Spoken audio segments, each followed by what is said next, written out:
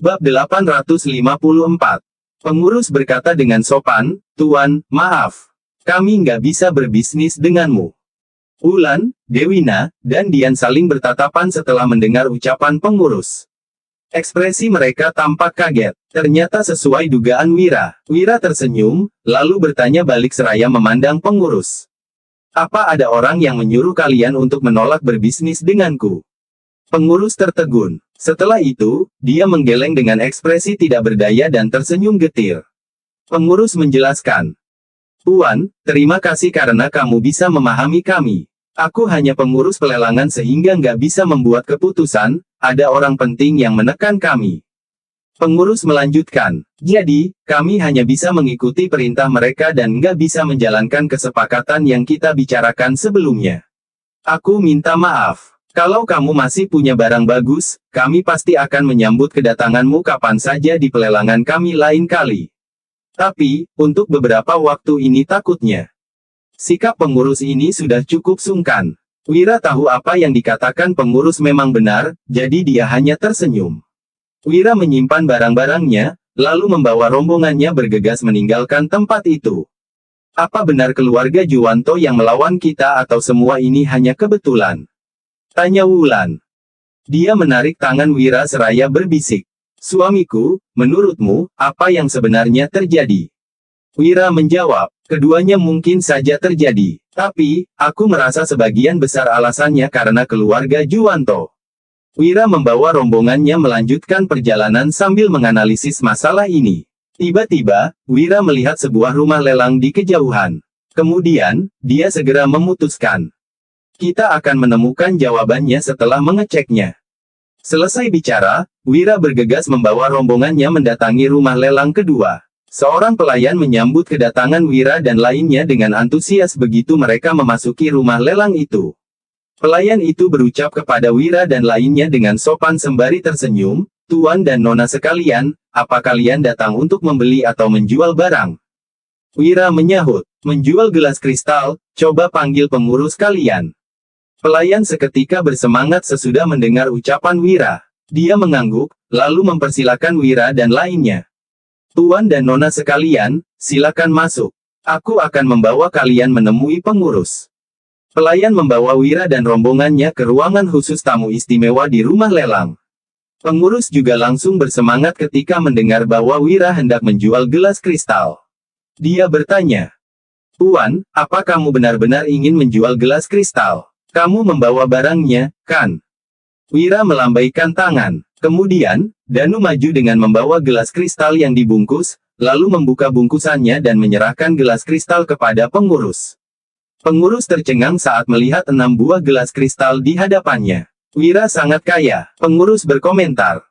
"Hehe, Tuan benar-benar royal. Berapa harga lelang yang Tuan tetapkan?" 5 miliar gabak, ujar Wira. Dia tidak ingin menghabiskan waktu lagi sehingga langsung melanjutkan. "Aku melelang begitu banyak gelas kristal sekaligus, seharusnya aku mendapatkan sedikit keuntungan dari komisi kalian, kan? Dari 6 gelas kristal, aku akan mengambil komisi dari 5 gelas kristal dan kalian akan mendapatkan 10% dari hasil penjualan. Bagaimana?" "Nggak masalah," sahut pengurus dengan ekspresi senang. Dia langsung menyetujui penawaran Wira tanpa berpikir panjang. Namun, tiba-tiba pengurus dipanggil. Sebelum pergi, pengurus masih berbicara kepada Wira dengan sopan. "Tuan, mohon tunggu sebentar. Aku akan segera kembali." Wulan menggeleng saat melihat situasi ini, lalu berucap dengan ekspresi kecewa. Kelihatannya, transaksi kali ini juga gagal. Bab 855. Dewina yang kesal pun ikut berkomentar. "Kalau terus berulang seperti ini, berarti bukan kebetulan lagi. Semua ini pasti berhubungan dengan keluarga Juwanto." Rumi yang berdiri di samping juga berkata kepada Wira, "Tuan Wahyudi, kalau kamu membutuhkan uang, aku bisa meminta tuan kami untuk membeli semua gelas kristal ini. Jadi, kamu nggak perlu bersusah payah mencari mereka untuk menjual gelas kristal." Wira yang merasa tidak berdaya tersenyum setelah mendengar ucapan Rumi, lalu melambaikan tangannya sembari menimpali. "Aku berbuat seperti ini bukan demi uang, tapi untuk membantu bisnisku kelak." Lagi pula, tuannya Rumi sudah memborong gelas kristal yang begitu banyak. Tak lama kemudian, pengurus kembali. Ekspresinya tampak canggung saat berbicara. Maaf, Tuan. Kami nggak bisa berbisnis denganmu, sebaiknya kamu cari rumah lelang lain. Pengurus tersenyum getir, dia merasa tidak rela karena hampir menghasilkan banyak uang. Wira bisa memahami kesulitan pengurus. Dia juga tidak bicara panjang lebar dengan pengurus lagi, lalu melambaikan tangan dan meninggalkan rumah lelang ini. Dewina yang khawatir berbisik. Tuan, 2 rumah lelang sudah menolak untuk berbisnis dengan kita. Sekarang apa yang harus kita lakukan? Coba kita pergi ke Pegadaian, jawab Wira. Kemudian, dia membawa rombongannya ke Pegadaian. Bos Pegadaian yang berdiri di depan meja kasir bertanya dengan sopan. Tuan mau menggadai apa? Gelas kristal, jawab Wira. Dia melambaikan tangan, lalu Danu segera mengeluarkan gelas kristal dan meletakkannya di atas meja. Bos Pegadaian sangat bersemangat saat melihat gelas kristal. Namun, dia berusaha menahan antusiasmenya dan berujar seraya tersenyum. Oh, gelas kristal. Tapi, apa Tuan bisa menerimanya kalau harga satu gelas kristalnya 2 miliar gabak? Wira langsung menyanggah. Aku punya 6 gelas kristal, setidaknya harga satu gelas kristal 3 miliar. Bos Pegadaian tertegun, lalu tersenyum dan menimpali. Harga di pasaran nggak sampai 3 miliar. Lagi pula, nggak mudah mengumpulkan uang emas yang begitu banyak. Jadi, Wira menyela, nggak masalah kalau kamu nggak bisa menerimanya. Aku akan mencari pegadaian lain. Di sini bukan hanya ada satu pegadaian, jadi Wira tidak perlu bersikuku untuk menjual gelas kristal di pegadaian ini. Melihat Wira yang hendak pergi, bos pegadaian langsung panik dan segera melambaikan tangannya. Dia berujar dengan terburu-buru. Oke, nggak masalah. Jika gelas kristal ini dilelang, setidaknya harga jualnya 5 miliar. Jadi, membeli dengan harga 3 miliar tidak termasuk mahal. Namun, tiba-tiba pegawai pegadaian berjalan masuk dan berbisik kepada bos. Raut wajah bos berubah drastis, dia langsung melambaikan tangan dan menolak Wira. Sudahlah, lebih baik kalian pergi ke pegadaian lain. Wira dan lainnya merasa frustrasi saat menghadapi perubahan yang mendadak ini. Mereka yang merasa tidak berdaya pun keluar dari pegadaian. Danu berujar dengan ekspresi serius. Kak Wira, ini pasti perbuatan keluarga Juwanto. Sudahlah, kita kembali ke penginapan saja, ucap Wira. Dia tahu jika keluarga Juwanto menghalanginya, hari ini dia pasti tidak bisa menjual gelas kristal lagi. Kemudian, Wira membawa rombongannya kembali ke penginapan. Malam hari, ketika Wira, Wulan, Dewina, dan Dian baru selesai makan, Danu mengetuk pintu dan berjalan masuk. Danu melapor. Kak Wira, ada yang datang mencarimu. Apa kamu mau menemuinya? Bab 856. Wira tersenyum setelah mendengar ucapan Danu. Bisa-bisanya ada orang yang mencarinya malam-malam begini. Namun, Wira bisa menebak siapa yang datang, jadi dia tidak akan mengabaikan orang itu. Wira berujar. Suruh dia masuk. Pada saat yang sama, di kediaman keluarga Juwanto, Kumar duduk di ruang kerja. Di depannya ada 2 orang pria yang masih muda dan wajah mereka sangat mirip dengan Kumar. Salah satu dari pria itu angkat bicara. Ayah, orang yang diutus untuk membunuh Wira gagal. Sesuai dugaanmu, Wira memang dibantu oleh keluarga Barus. Kumar tersenyum mendengar ucapan pria itu dan menimpali. Tentu saja, keluarga Barus berencana untuk menyelesaikan masalah pada sumbernya. Hanya saja, sepertinya mereka nggak akan berhasil. Kumar tampak tidak peduli. Baginya, hal ini tidak mungkin terjadi. Kerajaan Monoma sudah bekerja sama dengan Kumar, mana mungkin mereka memutuskan hubungan dengannya. Benar-benar konyol. Ayah, jadi bagaimana caranya kita bertindak di istana? Sekarang Raja Bakir ada di istana Ratu. Takutnya, kita akan kesulitan bertindak, ucap pria tersebut. Kumar mengernyit begitu pria itu selesai bicara, lalu menyahut. Nggak masalah, Raja nggak mungkin tinggal di sana selamanya. Setelah Kumar menyelesaikan ucapannya, 2 pria muda itu saling bertatapan dengan ekspresi khawatir. Salah satu dari kedua pria itu berkata, Ayah, takutnya Ratu mengeluarkan dekret putra mahkota. Pada saat itu, kita akan kewalahan. Kumar menggeleng dan berujar, nggak mungkin. Kedua pria muda itu tidak mengerti alasan ayah mereka berbicara seperti ini. Salah satu dari mereka bertanya, "Ayah, kenapa begitu?" Kumar malah bertanya balik kepada kedua pria itu. "Kenapa sampai sekarang Raja Bakir nggak memilih putra mahkota?" Begitu Kumar selesai bicara, kedua putranya mengernyit. Raja Bakir mempunyai 4 putra, ditambah dengan bayi yang baru lahir, sekarang dia mempunyai 5 orang putra. Sementara itu, putra tertua adalah Yahya yang memiliki hubungan darah dengan keluarga Juwanto. Menurut logika, meskipun tidak perlu terburu-buru, seharusnya sudah waktunya Yahya ditetapkan sebagai putra mahkota setelah belasan tahun berlalu. Lagi pula, menetapkan putra mahkota berbeda dengan mewarisi tahta kerajaan. Di beberapa dinasti, ada putra mahkota yang dimakzulkan. Mereka tidak layak menduduki posisi putra mahkota karena kurang kompeten. Sekalipun disokong raja, mereka tetap tidak mampu menjalankan tanggung jawab dengan baik. Bagaimanapun, raja mempunyai banyak putra dengan kelebihan yang berbeda-beda. Mungkin saja putra raja yang lain lebih kompeten sehingga bisa mengalahkan putra mahkota. Pada saat itu, putra mahkota pun harus diganti, namun, Raja Bakir sama sekali tidak terburu-buru mengurus hal ini. Kedua putra Kumar masih saja tidak mengerti sehingga segera bertanya, "Ayah, tolong jelaskan maksudmu." Kumar baru tersenyum dan menjawab, "Karena Raja curiga." Setelah Kumar melontarkan kata-kata itu, kedua putranya terkejut. Salah satu dari putra Kumar berujar, "Ayah, apa maksudmu Raja Bakir curiga dengan keluarga Juwanto makanya dia nggak menetapkan Yahya sebagai putra mahkota?" Putra Kumar yang lain menimpali, "Kenapa Raja curiga dengan keluarga Juwanto? Di antara keluarga besar, keluarga Juwanto yang paling nggak menonjol. Berbeda dengan keluarga Barus yang begitu mencolok.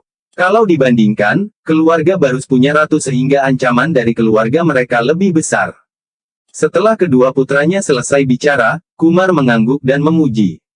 "Baguslah kalau kalian bisa merenungkan masalah dengan begitu cermat, tapi ada satu hal yang salah dari tebakan kalian. Raja bukan hanya takut dengan keluarga Juwanto, tapi juga takut dengan keluarga lain." Bab 857. Kumar melanjutkan, "Bahkan, Raja Bakir juga takut dengan keluarga Wutari. Begitu pula dengan penasihat kiri dan kanan. Raja Bakir itu pemimpin yang egois dan pemikirannya agak picik." Penilaian Kumar sangat objektif, sama persis seperti Wira. Hanya saja, Raja Bakir memang boleh mencurigai semua orang, tetapi seharusnya dia tetap memilih calon pewarisnya. Bagaimanapun, itu adalah posisi putra mahkota yang merupakan fondasi negara. Entah apa alasan Raja Bakir terus menunda hal ini sampai sekarang. Kedua putra Kumar tampak kebingungan. Jawaban Kumar tetap saja membuat mereka tidak mengerti. Kemudian, Kumar lanjut bertanya, "Apa posisi putra mahkota penting?" Kedua putra Kumar menjawab secara bersamaan, "Tentu saja penting. Kalau begitu, menurut kalian, apa semua pangeran yang kompeten akan merebut posisi putra mahkota ini?" kata Kumar. Mendengar ucapan Kumar, kedua putranya sama-sama mengangguk. Kumar menjelaskan, "Benar, putra mahkota itu calon raja yang punya status mulia. Dia akan menjadi penguasa baru yang menggantikan raja sebelumnya. Jadi, pangeran mana yang nggak ingin merebut posisi pemimpin kerajaan Nuala ini?" Hal ini tidak sulit ditebak. Bahkan, anak-anak dari keluarga biasa juga berebut makanan. Apalagi, ini adalah perebutan kekuasaan. Kumar bertanya lagi, "Tapi, sekarang Raja Bakir memang punya banyak selir. Hanya saja, keluarga Barus didukung oleh ratu, sedangkan keluarga Juwanto punya selir agung. Selain ratu, selir agung juga punya kekuasaan yang paling besar di harem. Ada pula selir lain dari keluarga Nararya dan Hartono." Kumar melanjutkan, "Tapi, bagaimana dengan para pangeran? Kalian juga tahu saat ini ada 5 pangeran, keluarga Barus, Juwanto, dan Nararya masing-masing punya 1 pangeran, sedangkan keluarga Hartono punya 2 pangeran. Selir-selir lain nggak punya anak. Jadi, pasti ada masalah dengan hal ini." Kedua putra Kumar tetap kebingungan mendengar ucapan ayah mereka. Memangnya ada masalah apa? Tentu saja, bukan hal yang mudah bagi selir lain jika mereka ingin melahirkan keturunan raja. Bagaimanapun, kekuatan keempat keluarga besar sangat hebat sehingga mereka mampu melancarkan trik di dalam istana. Kalaupun bisa mengandung, belum tentu selir-selir itu bisa melahirkan anak mereka dengan selamat. Lagi pula, keempat keluarga besar ini juga tidak akan membiarkan selir lain melahirkan keturunan raja. Dengan bertambahnya satu anak, maka orang yang memperebutkan tahta kerajaan akan makin banyak. Bukankah ini sama saja dengan menambah masalah? Kalau bisa, keempat keluarga besar juga tidak ingin selir lain melahirkan anak. Seandainya keluarga Juwanto benar-benar bisa menjadi penguasa, mereka hanya ingin memiliki satu pangeran. Kumar menjelaskan lagi. Keempat keluarga besar masing-masing melancarkan trik dan setiap keluarga punya pangeran. Mungkin orang lain nggak peduli dengan hal ini, tapi apa Raja Bakir? Nggak tahu. Empat keluarga besar sudah banyak membantu keluarga kerajaan. Saat raja sebelumnya meninggal, Jihan ditetapkan menjadi ratu dan Alina menjadi selir agung. Tentu saja, keputusan ini ada maksudnya. Apa kalian tahu apa maksudnya? Lanjut Kumar. Setelah mendengar penjelasan Kumar, kedua putranya menggeleng lagi. Berdasarkan pemahaman mereka, tentu saja mereka belum bisa berpikir sejauh itu. Kumar berucap, gampang sekali. Tujuannya untuk memperkuat kekuasaan keluarga kerajaan. Selain itu, juga untuk memperlemah kekuatan kita. Kedua putra Kumar makin kebingungan, salah satu dari mereka berkomentar. Memperlemah, ayah, tapi keluarga Barus punya ratu, sedangkan keluarga Juwanto punya selir agung. Bukannya, ini berarti keluarga kita dihargai oleh raja. Dengan status ini, keluarga kita bisa menjadi makin kuat, kenapa malah memperlemah kekuatan kita? Mereka berdua tidak memahami ucapan Kumar. Kemudian, Kumar menuang teh dan meminumnya lalu berkata, kita hidup di kerajaan Nuala, sesungguhnya semua yang kita punya itu milik kerajaan Nuala. Sebenarnya Raja Bakir berbuat begini sama saja seperti mempekerjakan 4 pelayan yang agak hebat dan juga patuh, dia mengawasi kita dengan ketat dan membuat kita menjadi makin kuat. Selain untuk memudahkan Raja mengurus beberapa hal, sebetulnya Raja sedang menunggu keempat keluarga ini saling bertarung. Bab 858. Kedua putra Kumar tercengang begitu mendengar penjelasan ayah mereka. Salah satu putra Kumar berseru. Apa, menunggu kita saling bertarung? Mereka tidak mempercayai ucapan Kumar. Kumar menimpali. Tentu saja, kalau enggak, menurut kalian, kenapa Raja Bakir masih belum memilih calon pewarisnya sampai sekarang? Apa kalian pikir dia memang belum memutuskannya? Bukan, posisi putra mahkota sangat penting, sedangkan Raja Bakir berniat menguasai kerajaan Nuala sepenuhnya, keempat keluarga besar memang tampak patuh, tapi Raja Bakir sudah tahu bahwa kita diam-diam berniat jahat. Jadi, Raja Bakir ingin memancing kita untuk bertindak, lanjut Kumar. Setelah Kumar menyelesaikan perkataannya, kedua putranya makin terbengong-bengong. Salah satu putra Kumar bertanya, ini, kenapa? Kita selalu bersikap patuh, kenapa Raja ingin menyingkirkan kita? Mereka tidak paham. Kumar menjelaskan, hahaha, apa kalian pikir Raja Bakir bodoh?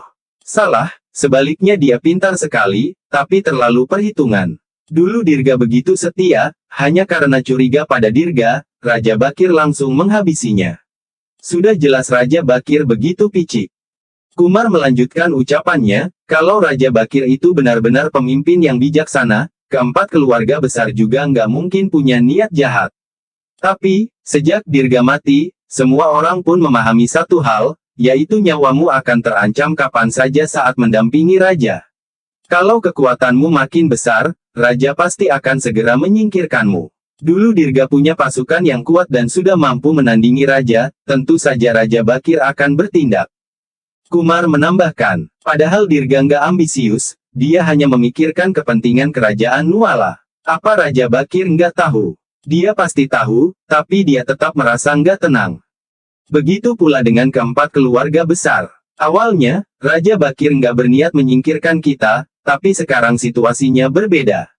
Empat keluarga besar makin kuat, jadi sudah waktunya dihabisi. Perebutan posisi putra mahkota itu kesempatan untuk membantai kita semua, ucap Kumar.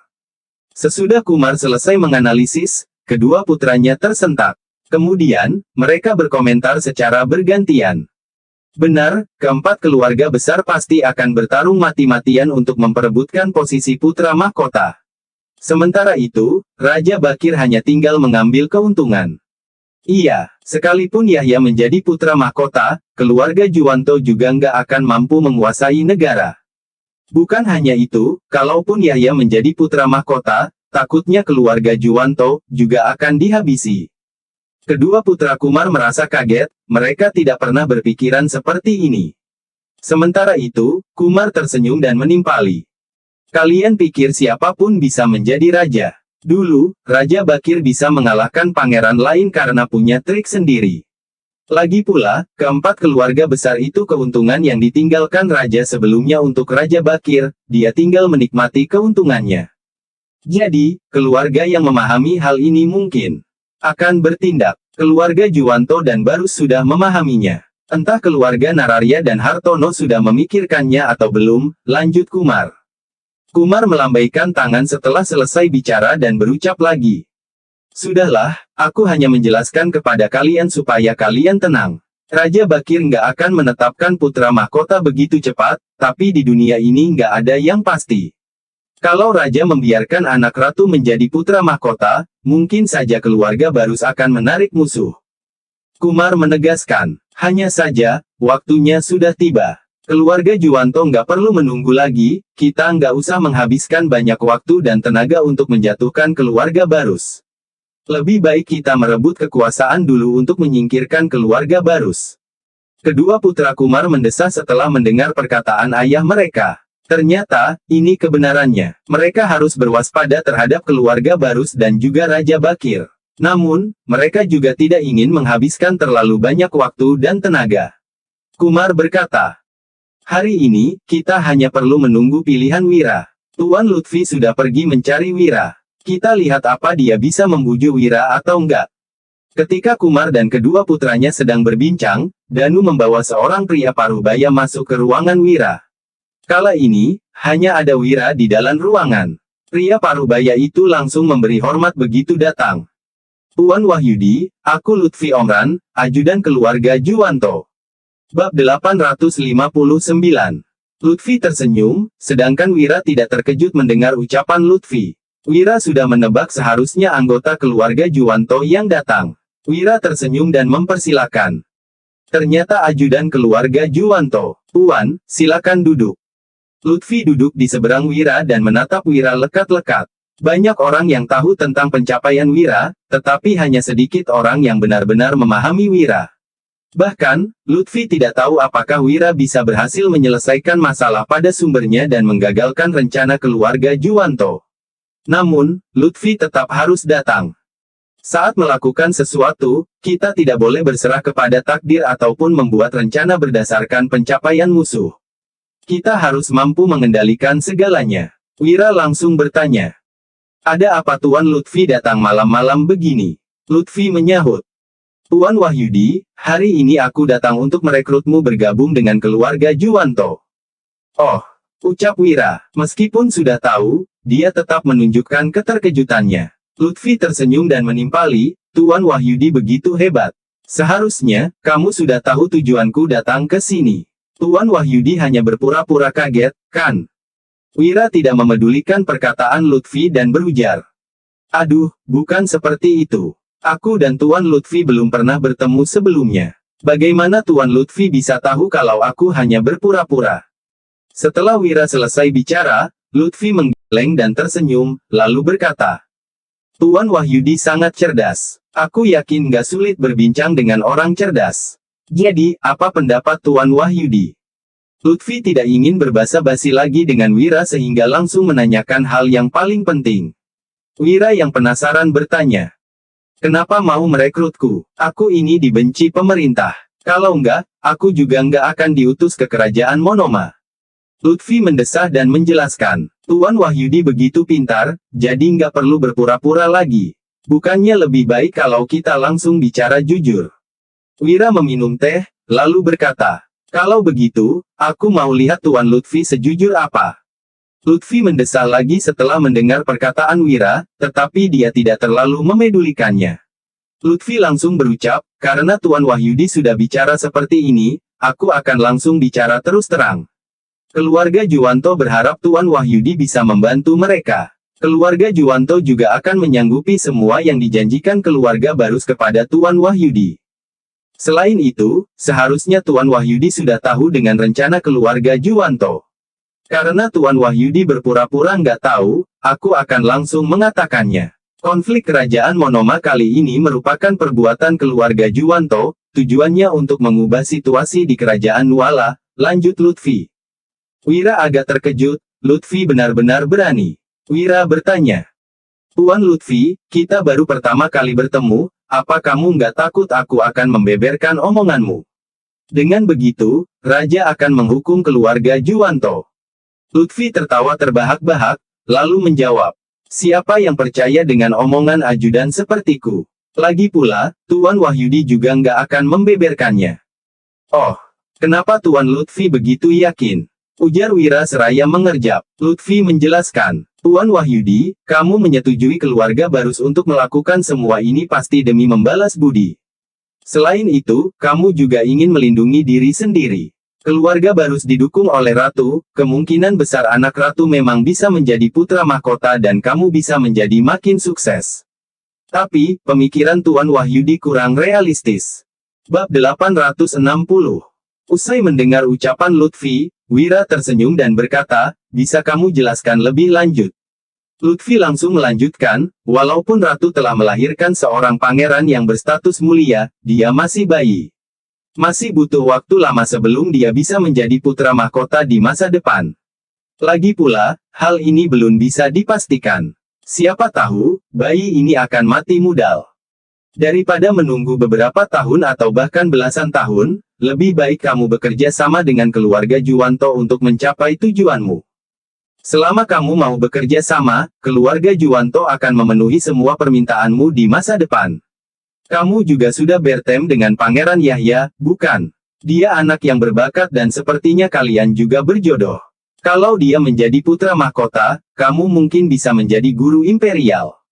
Bukankah hal yang baik kalau kamu bisa menikmati kekayaan dan kemuliaan yang berkelanjutan? Tambah Lutfi. Harus diakui, perkataan Lutfi memang masuk akal. Jika dibandingkan dengan keluarga Barus, keluarga Juwanto memang lebih kuat. Daripada bayi pangeran keturunan keluarga Barus, Yahya memiliki kesempatan lebih besar untuk menjadi putra mahkota. Kata-katamu memang tepat, tapi apa kamu tahu apa yang aku inginkan? Tanya Wira belak-belakan. Dinilai dari karakter keluarga Barus, mereka pasti bekerja sama denganmu karena tuntutanmu masih bisa mereka terima. Kutebak, itu antara lain kekayaan atau kekuasaan, tapi kekuasaan ini pasti dalam batas yang wajar, bukan? Tebak Lutfi. Jika Wira membantu keluarga Barus dan akhirnya malah mengincar kekuasaan tertinggi, keluarga Barus tidak mungkin setuju. Jadi, tuntutan Wira pasti hanya seputar uang dan kekuatan untuk melindungi diri. Tidak lebih dari itu. Tebakanmu benar, yang aku inginkan cuma kekayaan dan kehidupan yang stabil. Aku nggak tertarik menjadi penguasa dan semacamnya, jawab Wira dengan jujur. Mendengar itu, Lutfi sontak tersenyum dan berkata, kalau hanya begitu, keluarga Juwanto juga bisa menyanggupinya. Wira memandang Lutfi, lalu berkata sambil tersenyum. Tuan Lutfi, aku akui tawaranmu sangat menggiurkan, tapi tindakan keluarga Juwanto sudah keterlaluan. Lutfi tertegun sejenak, tidak begitu mengerti maksud Wira. Keterlaluan, apa maksudmu? Tanyanya. Wira berkata dengan tenang. Seharusnya aku nggak perlu menjelaskan terlalu banyak tentang perbuatan keluarga Juwanto padaku, kan? Setelah masalah sampai pada titik ini, kalian baru berusaha merekrutku. Apa kalian nggak merasa ini sedikit terlambat? Sejak Wira resmi dikirim sebagai duta ke kerajaan Monoma, dia telah mengalami percobaan pembunuhan dan dipersulit dalam berbisnis. Setelah melakukan semua ini, keluarga Juwanto baru kepikiran untuk merekrutnya. Wira sangat membenci metode seperti ini. Ini bukan lagi tawaran yang agresif, tetapi pemaksaan. Setelah mencoba membunuh dan menghalangi bisnis Wira, sekarang mereka ingin merekrutnya. Metode ini mungkin efektif jika dilancarkan pada orang lain. Namun, itu tidak berlaku pada Wira. Bahkan, dia merasa jijik. Wira paling benci saat ada yang menggunakan kekuasaan untuk mengintimidasinya dan memaksanya tunduk. Dia tidak menyukai cara kerja keluarga Juwanto, lantas mana mungkin dia bisa bekerja sama dengan mereka? Tuan Wahyudi sedang membicarakan percobaan pembunuhan dan masalah penjualan gelas kristal yang dihalang-halangi, iya. Tebak Lutfi sambil tertawa. Iya, sahut Wira sambil mengangguk. Lutfi berkata, aku rasa ini bukan sesuatu yang nggak bisa diperbaiki. Selain itu, semua ini dilakukan agar Tuan Wahyudi memahami satu hal, yakni keluarga Juwanto sangat kuat. Kalau kamu bekerja sama dengan keluarga Juwanto, masa depanmu cerah. Sebaliknya, kalau kamu memusuhi keluarga Juwanto, biarpun dilindungi keluarga Barus, kamu tetap akan kesulitan. Wira paling benci mendengar ucapan macam ini. Kamu sedang mengancamku, ujarnya sambil menyipitkan mata. Nada bicaranya mulai terdengar dingin. Ini bukan ancaman, tapi kalau Tuan Wahyudi menganggapnya begitu juga nggak apa-apa, sahut Lutfi. Bab 861. Lutfi menatap Wira lekat-lekat saat berkata demikian. Hebat, cara kerja keluarga Juwanto boleh juga. Menawarkan imbalan setelah memberikan ancaman, metode ini cukup blak-blakan, ujar Wira sambil memicingkan matanya. Dia menggelengkan kepalanya seraya tersenyum. Apa jawaban Tuan Wahyudi? Tanya Lutfi lagi. Wira berkata, kembalilah dan katakan pada tuanmu, aku nggak tertarik bekerja sama dengan keluarga Juwanto. Fondasi suatu aliansi adalah saling menghormati. Aku ngeri pada kekuatan keluarga Juwanto yang terlalu besar. Sulit dibayangkan apa jadinya kalau kalian balik memusuhiku setelah kerjasama berakhir. Wira berkata apa adanya. Jika keluarga Juwanto mendiskusikan masalah ini sejak awal, dia mungkin akan mempertimbangkannya. Namun, sekarang Wira bahkan tidak akan memedulikannya. Lutfi menatap Wira lekat-lekat. Kemudian, dia perlahan berdiri dan berkata, aku mengerti, karena Tuan Wahyudi begitu keras kepala, kita lupakan saja pembicaraan tadi. Ingatlah untuk berhati-hati di dunia yang penuh bahaya ini. Selamat tinggal. Usai berkata begitu, Lutfi segera pergi. Baik Wira maupun Lutfi sama sekali tidak bertele-tele. Tiap pertanyaan langsung dibalas jawaban. Lantaran tidak mendapatkan jawaban yang diinginkan, tidak ada gunanya mereka berlama-lama. Wira tidak peduli. Bagaimanapun, pilihannya dalam masalah ini adalah langkah mati. Dengan memihak yang satu, berarti menyinggung yang lain. Jika keluarga Barus dan keluarga Juwanto dibandingkan, keluarga Juwanto tentu saja lebih unggul. Bagaimanapun, setelah Raja Bakir mangkat, Yahya kemungkinan besar akan naik tahta. Sementara itu, kondisi keluarga Barus tidak begitu optimis. Setelah Raja Bakir mangkat, bayi itu tidak mungkin menjadi raja. Namun, hal semacam ini juga perlu dilihat dari kedua sisi. Sayang, panggil Wulan. Saat ini, Wulan, Dian, dan Dewina keluar dari balik tirai. Waktu Lutfi datang ke sini, ketiga wanita itu bersembunyi di balik tirai dan mendengar semua pembicaraan tadi dengan jelas.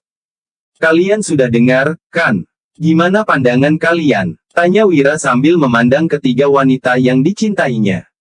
Wulan berpikir sejenak, lalu berkata, keluarga Juwanto nggak mudah dihadapi, sepertinya kamu akan dalam bahaya.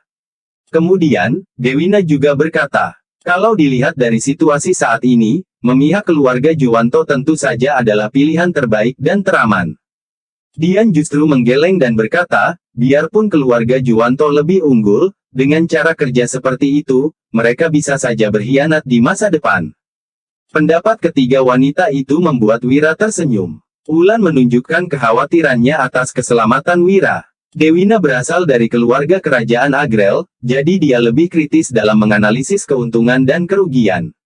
Ucapannya juga sangat akurat. Sementara itu, Dian adalah seorang pebisnis yang berkemauan keras dan pantang menyerah. Jika bukan begitu, dia tidak mungkin meninggalkan keluarga Wibowo. Wira berkata, kalian benar, situasi ini memang berbahaya. Pilihan paling mudah adalah bekerja sama dengan keluarga Juwanto, tapi kita harus menghadapi kemungkinan mereka berkhianat di masa depan. Lagian, orang yang langsung menggunakan metode intimidasi untuk mendapatkan sesuatu nggak cocok dijadikan partner. Orang-orang seperti ini hanya peduli pada kekuatan, bukan perasaan. Jadi, kita nggak akan memihak keluarga Juwanto. Tambah Wira. Ketiga wanita itu tidak terkejut mendengar keputusan Wira. Sayang, terus gimana dengan bisnis kita? Keluarga Juwanto pasti nggak akan membiarkan kita menjual produk kaca, kata Wulan. Mendengar ini, Dian dan Dewina juga memasang ekspresi masam. Keluarga Juwanto ini benar-benar angkuh. Mereka menggunakan cara kotor untuk menghalangi bisnis mereka. Sungguh mengesalkan. Wira menghela napas, setelah berpikir sejenak, dia berkata, karena nggak bisa menjualnya, kita nggak perlu terburu-buru. Aku memang bermaksud membuka jalur perdagangan. Kebetulan, kita bisa mengubah krisis menjadi peluang. Mendengar ini, Wulan, Dian, dan Dewina tampak bingung. Maksudnya, tanya mereka serempak. Bab 862. Wira terkekeh-kekeh sejenak sebelum berkata, karena kita sedang membicarakan topik ini, biar ku jelaskan pada kalian cara berbisnis. Sebenarnya, Wira bukanlah seorang pebisnis. Namun, setelah melakukan perjalanan waktu, dia masih memiliki memori tentang dunia 9 asalnya dan bisa menarik pelajaran dari perjuangan banyak orang di sana. Mendengar ini, ketiga wanita itu buru-buru duduk di kursi dan menatap Wira penuh perhatian. Wira lantas berkata, apa kalian tahu hal terpenting dalam berbisnis? Ketiga wanita itu punya pendapatnya masing-masing tentang hal ini. Wulan langsung berkata, produk, kan? Produk yang bagus pasti laris. Betul. Wira mengangguk, lalu berkata sambil tersenyum. Iya, inilah landasannya. Dengan produk yang bagus, kita nggak perlu khawatir tentang penjualan. Dian mengerjap dan berkata, selain produk yang bagus, keuntungan juga sangat penting. Kalau laba nggak cukup besar, orang-orang nggak akan berbisnis. Wira juga mengangguk seraya berkata, benar, seperti kata pepatah, ada gula ada semut. Kalau nggak ada untung, siapa yang mau repot-repot berbisnis? Dewina menimpali. Selain hal-hal itu, kurasa yang cukup penting adalah mendapat hasil yang cepat. Mendengar ini, Wira juga mengangguk seraya berkata, nggak salah. Keuangan beberapa orang mungkin nggak cukup kuat sehingga menginginkan hasil yang cepat. Kalau operasi nggak efektif, mereka mungkin akan duluan bangkrut sebelum bisa mendapat untung. Pendapat ketiga wanita itu tidak salah. Pertama adalah produk, kedua keuntungan, dan yang terakhir adalah operasi. Bisa dibilang, kesimpulan mereka sangat akurat. Hal ini juga menunjukkan bahwa ketiga wanita itu berbakat dalam bisnis. Saat ini, Wira tertawa dan melanjutkan. Tapi, kalian melupakan satu hal. Ketiga wanita itu tertegun sejenak. Mereka merasa sudah menyebutkan semuanya, entah apa lagi yang terlewatkan. Wira berkata, produk, keuntungan, dan kecepatan menghasilkan keuntungan adalah karakteristik bisnis itu sendiri. Tapi, faktor selain ini akan menentukan bisa atau enggaknya kita bersaing. Pedagang biasa hanya menjual produk, tapi beberapa pedagang yang lebih baik menjual reputasi baik atau bahkan jasa. Kalian mungkin nggak mengerti maksudku, jadi biar ku beri sebuah contoh. Misalnya, beberapa orang kaya mampu membeli gula kristal kita, tapi gimana dengan gelas kristal? Banyak orang nggak sanggup membelinya. Jadi, salah satu faktor terpenting dalam berbisnis adalah penempatan posisi. Lantas, di mana posisi kita? Tambah Wira. Wira menjelaskan panjang lebar untuk memperluas wawasan dan pemikiran mereka. Bagaimanapun, ini semua adalah pemikiran modern yang dirangkum oleh banyak orang. Setelah mendengar kata-kata Wira, ketiga wanita itu tercengang dan pada saat yang sama mereka mulai memikirkannya. Posisi mereka, apakah mereka menjual produk, kualitas, atau jasa? Namun, mereka menjual segalanya. Entah itu gula kristal murah, gelas kristal mahal, atau barang lainnya. Jenisnya sangat banyak sehingga mereka sulit menentukan penempatan posisi mereka. Bab 863. Melihat ketiga wanita itu terdiam, Wira pun berkata, sebenarnya, posisi kita bukanlah sebagai pihak penjual. Wulan dan Dewina tertegun sejenak, bagaimanapun kedua wanita itu belum lama terjun di dunia bisnis. Sebaliknya, Dian langsung paham. Puan, maksudmu, kita akan bertindak sebagai produsen? Tanya Dian. Wira segera mengangguk dan berkata, iya, posisi kita adalah penyuplai produk dari sumbernya. Mendengar itu, Dian sontak mengernyit dan berkata, Puan, tapi kalau membiarkan orang lain menjual produk bagus kita dan mendapat keuntungan darinya, uang yang kita dapat jadi lebih sedikit, kan? Wira tentu juga mengetahui hal itu. Namun, dia tetap tersenyum dan berkata, "Itu benar, tapi ada begitu banyak kota di kerajaan Nuala ini. Kalau kita bersusah payah menjual sendiri, mana bisa kita mengembangkan bisnis ke banyak kota? Lebih baik biarkan orang lain yang menjualnya, biar mereka yang mengeluarkan tenaga. Selain itu, kalau kita menjual sendiri, berapa banyak tenaga kerja yang perlu kita pekerjakan? Setidaknya butuh satu orang terpercaya yang harus dipekerjakan di setiap tempat, bukan? Itu terlalu merepotkan, tambah Wira." Ketiga wanita itu terkejut mendengarnya. Ternyata Wira ingin mengembangkan bisnisnya ke seluruh wilayah kerajaan Nuala. Jika demikian, mereka memang tidak bisa menjual produk sendiri. Dengan terlalu banyak pekerja, kontrol akan sulit dilakukan. Kita akan berperan sebagai penyuplai dan para pedagang akan datang untuk membeli stok, lalu menjualnya sendiri. Dengan begitu, produk kita akan cepat terjual, sementara mereka juga senang karena mendapat untung, ujar Wira lagi. Dian berkata, "Tapi, sepertinya itu bakal sulit. Jarak antara Provinsi Lowala dan Provinsi Artana sangat jauh. Takutnya mereka nggak bersedia melakukan perjalanan untuk membeli. Perjalanan jauh akan mendatangkan risiko. Bisa gawat jika mereka diadang bandit atau semacamnya." Wira mengangguk, lalu meneruskan. "Ini poin penting yang juga ingin ku sampaikan. Rencananya, kita akan mengirimkan produk langsung ke tangan pedagang. Dengan begini, mereka dapat menghasilkan uang tanpa perlu melakukan perjalanan jauh mengambil stok. Nggak mungkin mereka nggak tertarik." Bukannya ini bakal lebih sulit?" ujar Dian dengan nada terkejut. Wira tertawa, lalu menggeleng dan berkata, "Biarpun sulit, itu nggak mustahil. Kita hanya bertanggung jawab mengirimkan barang, tapi mereka tentu nggak akan tinggal diam soal bahaya di sepanjang jalan. Kalau menyangkut keuntungan, mereka mungkin akan lebih memperhatikan hal ini daripada kita. Terlebih lagi, uang akan membuka jalan. Bandit sekalipun ingin menjalankan bisnis. Kalau mereka merampok kita, mereka hanya untung sekali itu saja, belum lagi amarah publik yang bakal terpancing. Mereka nggak akan bisa bertahan lama kalau merugikan kepentingan orang lain. Tapi, ada satu keuntungan dari situasi ini." Setelah memikirkannya sejenak, Wulan berkata, "Kita bisa bekerja sama dengan para bandit di sepanjang jalan, lalu mungkin mereka bisa membantu kita di masa depan." Wira menatap Wulan penuh apresiasi. Benar, ini adalah salah satu alasan dirinya ingin menjalin aliansi bisnis. Jalur perdagangan ke Provinsi Jawali di sisi selatan telah dibuka, tetapi jalur perdagangan ke Provinsi Suntra di sisi utara belum. Kali ini, yang harus dia lakukan adalah memantapkan langkah awal. Kita akan berteman dengan orang-orang ini. Mereka akan mendapatkan uang, sementara kita mendapatkan sekutu. Kedua belah pihak sama-sama senang. Selain itu, masih ada keluarga Barus yang membantu kita, jadi seharusnya nggak terlalu sulit untuk mewujudkannya. Tentu saja, ini baru rencana, realisasinya belum tentu semudah itu. Tapi, aku yakin kita bisa melakukannya, ujar Wira. Kerajaan Nuala sedang dalam kondisi buruk, jika ada kesempatan untuk menghasilkan uang, Wira yakin tidak ada yang akan menolaknya. Ketiga wanita itu tampak sangat kagum. Ini pertama kalinya mereka mendengar tentang rencana bisnis seperti itu. Kalau begitu, masih banyak hal yang harus kita lakukan, ujar Dian.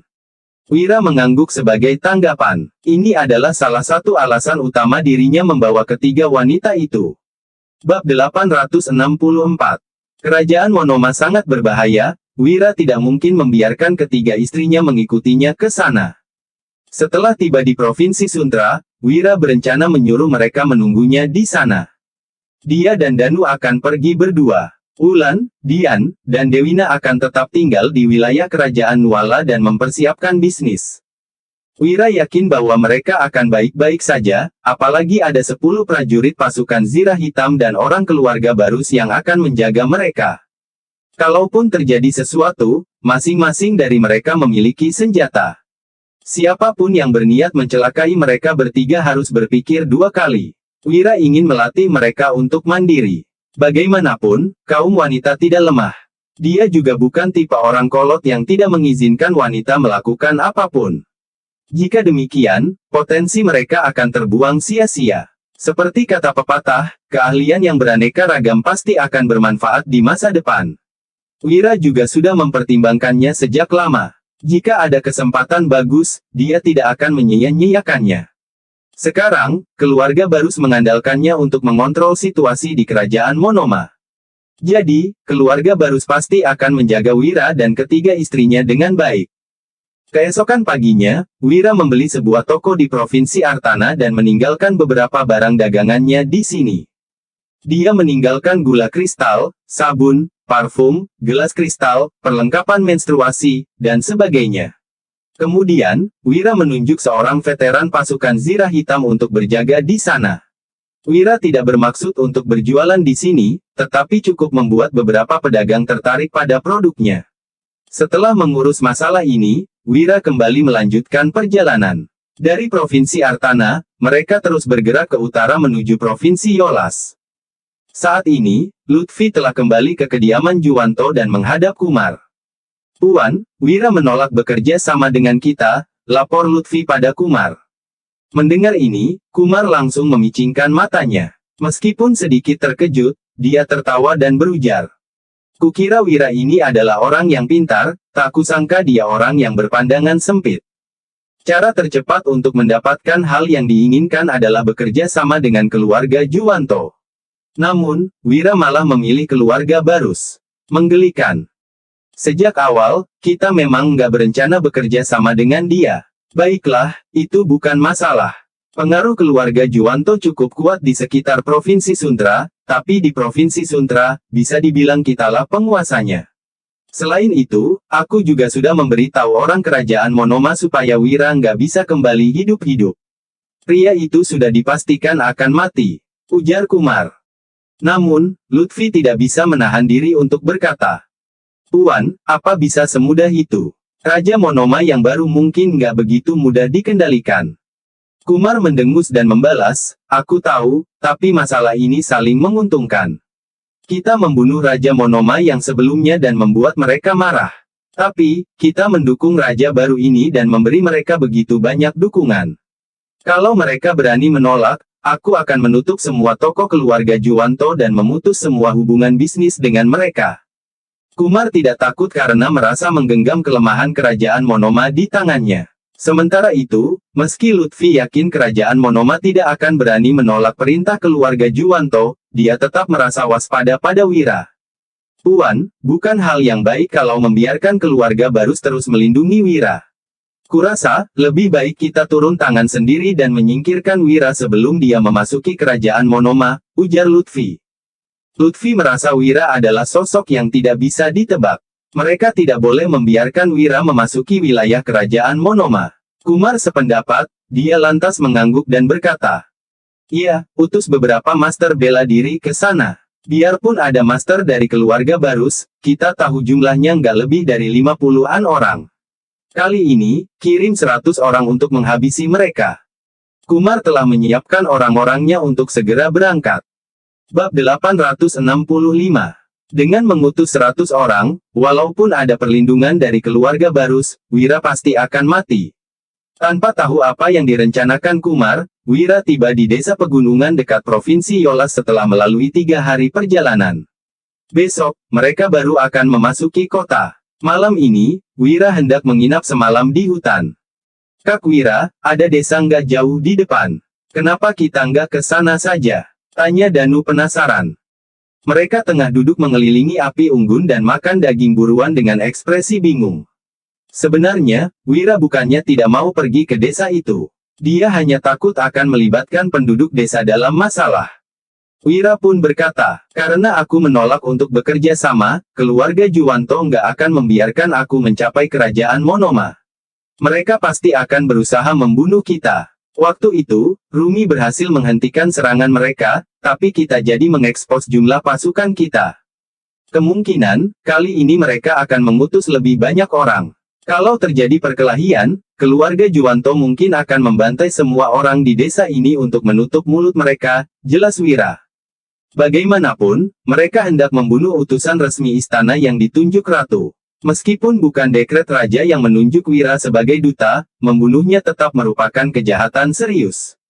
Keluarga Juwanto tidak akan berani menanggung penghakiman atas kejahatan itu sekarang. Menurut Wira, orang-orang itu pasti akan bertindak malam ini. Rumi menyipitkan matanya, lalu menarik napas dalam-dalam dan berkata, keluarga Juwanto nggak akan melepas kita, tapi jangan khawatir, Tuan Wahyudi. Aku akan melindungimu walau harus mempertaruhkan nyawa. Wira menggeleng dan segera berkata, Rumi, kamu orang yang setia, sangat disayangkan kalau kamu mati di sini. Beritahu rekan-rekanmu agar mereka nggak perlu mati-matian melawan. Orang yang diinginkan lawan itu aku. Kalian hanya perlu mengadang mereka. Berapa banyak pun yang lolos ke hadapan kami akan kami tangani sendiri. Rumi tercengang mendengar ucapan penuh percaya diri Wira. Dia tahu bahwa para veteran yang melindungi Wira sangat kuat. Namun, jika ada puluhan orang yang datang menyerang, mereka pun sulit bertahan. Melihat Wira tidak menjelaskan lebih jauh, Rumi pun mengangguk. Dia mengeluarkan seruling dan mulai memainkannya. Suara unik yang dihasilkan segera mendapat respons. Wira masih sedikit terkejut dengan teknik Rumi ini.